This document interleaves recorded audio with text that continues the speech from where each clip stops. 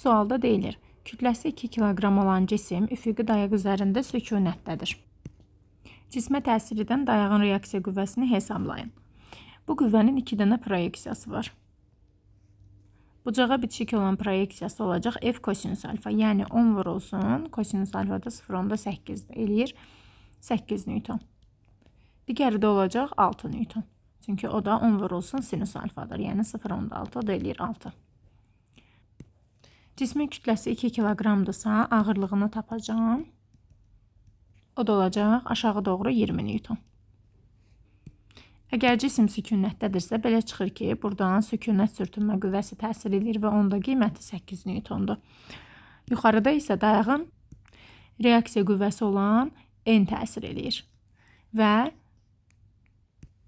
həmin o reaksiya qüvvəsi ilə 6-nın cəmi aşağı doğru yönəlmiş 20-yə bərabər olmalıdır. Buradan da N-i tapıram, eləyir 14.